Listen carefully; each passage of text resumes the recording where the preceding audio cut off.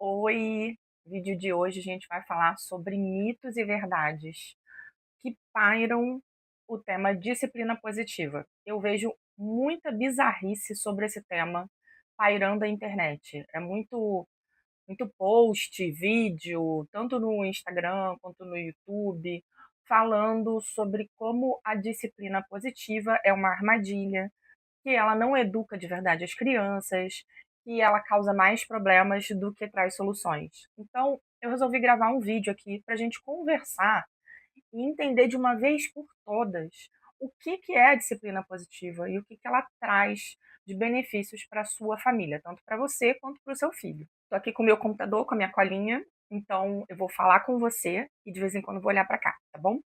Bom, primeiro ponto é que a disciplina positiva é permissiva, tá? Ou seja, que a criança adquire um espaço dentro da casa, dentro da vida, né, familiar, em que ela pode fazer tudo o que ela quer, na hora que ela quer, né, da forma que ela quer. E isso não é nem um pouco verdade. Não sei se você já reparou, mas disciplina positiva tem duas palavras: disciplina positiva. Quando a gente fala em disciplina positiva, a gente está falando de disciplina. Ou seja, eu estou querendo, né, olhar para aquela criança e criar para ela uma atmosfera de regras, de convivência, de regras sociais, de regras de comunicação, de relacionamento, né, de como que essa criança vai interagir com o ambiente, né? Então, não é uma prática que vai defender que a criança não tem um adulto ali ao redor dela para dar limites. Então não é uma prática que deixa a criança fazer tudo o que ela quer. Não é uma prática permissiva, como muitas pessoas entendem. Na verdade, a gente vai trabalhar regras e limites de forma respeitosa, de forma afetuosa, da maneira como a criança e o adolescente devem de fato ser tratados, tá? Para que a gente minimize problemas de comportamento tanto agora quanto no futuro, para que a gente minimize questões de saúde mental, isso aqui é muito importante, gente, e para que a gente consiga ensinar a criança e o adolescente a ganharem repertório comportamental para regulação emocional e habilidades sociais. Ou seja, na disciplina positiva, eu vou ajudar essa criança e esse adolescente a se comunicar de uma forma mais efetiva e respeitosa com as outras pessoas, a saber manejar melhor as suas emoções e a saber se comportar melhor dentro dos ambientes. Então você vê que nada disso é sobre permissividade, é sobre colocar regras com respeito. O outro mito que eu estou vendo aqui é o de que a disciplina positiva não impõe limites. E, como eu estou falando aqui para você, isso não é verdadeiro. O que acontece é que muitas pessoas confundem punição com existência de limites. Confundem o castigo e a agressividade com colocação de limites. Cada vez mais os estudos mostram que as crianças e os adolescentes que são submetidos a ambientes que a gente chama de ambientes invalidantes, ambientes com agressividade, ambientes com apego ambivalente, que a gente chama, né, que é aquele apego que mistura agressividade com afetividade, né? E a criança não sabe o que esperar, o jovem não sabe o que esperar dos pais, né? Ele tem medo, né? Ele tem medo de perder a afetividade dos pais, ele tem medo de perder a aprovação dos pais, né? Ele vive nesse ambiente de insegurança, de ansiedade, não acha que a família, que o lar é um lugar seguro. Essa criança e esse jovem, ele tem mais tendências a ter problemas de saúde mental, tanto agora quanto no futuro. O que a gente está querendo com a disciplina positiva é fazer com que essas crianças e jovens ganhem autonomia, ganhem responsabilidade, sejam bons cidadãos do mundo, mas que a gente entenda que essas pessoas, que são pessoinhas desde pequenas, merecem respeito, merecem ser ouvidas, serem acolhidas, como qualquer pessoa gostaria de ser amada, acolhida e aceita. Outro ponto é que a disciplina positiva não é uma técnica rápida, não são diquinhas na internet que você vê.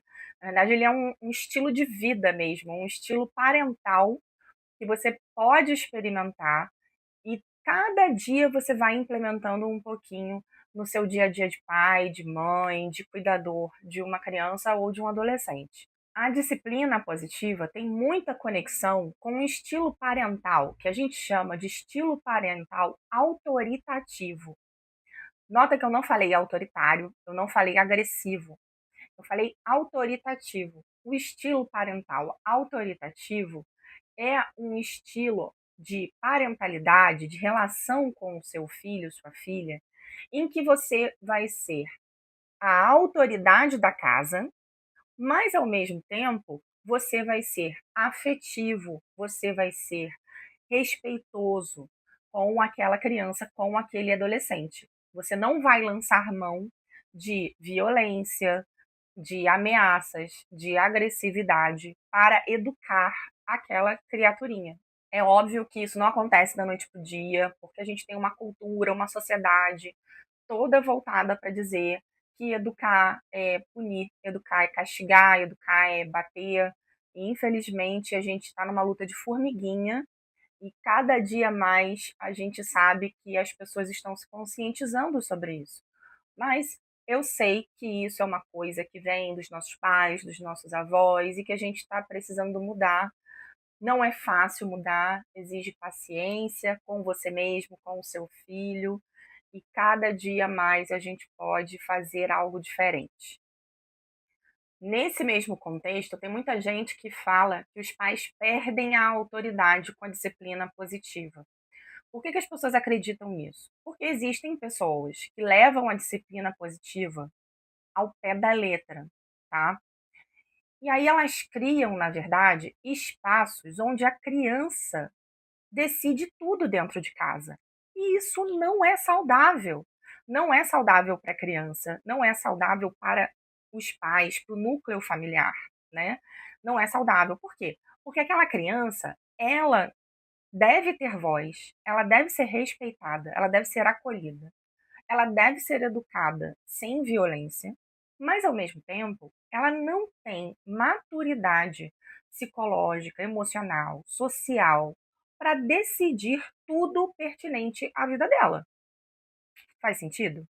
Então não adianta eu pedir para minha filha de 8 anos decidir tudo que ela vai fazer num dia, que horas que ela vai comer, que horas que ela vai tomar banho, se ela vai tomar banho hoje ou não vai, né? Então assim, acho que a gente precisa, sim, né, de afeto, de carinho, saber conversar com a criança, saber se posicionar sem ficar berrando o dia inteiro, sem bater, mas isso não significa que eu vou perder minha autoridade como mãe e como pai daquela criança, daquele adolescente, que naquele momento está desenvolvendo lá seu córtex pré-frontal no cérebro e só vai conseguir atingir uma maturidade cortical por volta dos 24 anos de idade. Então, até lá, eu acredito que meus filhos vão precisar contar com a minha guiança, com a minha autoridade, com os meus limites, e aí gradualmente a gente vai liberando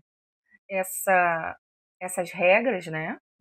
Dependendo da maturidade, dependendo da idade, do crescimento, mas enquanto crianças e até como adolescentes morando no mesmo lar que todos, cada um tem suas tarefas, tem suas funções, nós temos regras aqui para convivência, e não é tudo que você quer na hora que você quer, não. Tem muita gente que fala que a disciplina positiva deixa as crianças mimadas. Isso aí é mais um conto da carochinha que assusta você, impede você de enxergar a forma que você pode se relacionar com seu filho de uma maneira diferente, sabe? Eu acho que isso é uma maneira de botar terror nos pais para que eles não mudem a forma como eles guiam e educam seus filhos. Como eu te falei, as crianças educadas com a visão da disciplina positiva, dentro de um estilo parental autoritativo, são crianças que possuem limites. Elas vivem de acordo com determinados limites. Elas têm regras a seguir, né? Elas são educadas de uma maneira em que eu escuto as necessidades delas, eu valido as emoções daquela criança, né? Eu tenho um olhar mais carinhoso para a infância e também para a adolescência, né? Para as necessidades de cada um. Mas eu não vou esquecer que aquela criança, aquele jovem precisam entender como funcionar em sociedade, né? Como aprender a regular suas emoções, como aprender a se comunicar com outras pessoas, a ter empatia e ter cuidado com os limites e as necessidades dos outros, como funcionar num trabalho, como executar suas tarefas com presteza e responsabilidade, senso de comunidade. Tudo isso você pode ensinar ao seu filho, você deve ensinar ao seu filho, dentro da disciplina positiva e de um estilo parental autoritativo. Então você não precisa deixar o seu filho fazer tudo o que ele quer, você não vai deixar o seu filho mimado, porque você está acolhendo ele, porque você está cuidando dele de uma forma menos agressiva, menos violenta.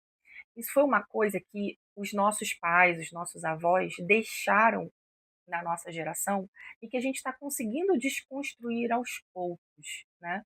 A coisa que só a violência educa, só o castigo educa, né?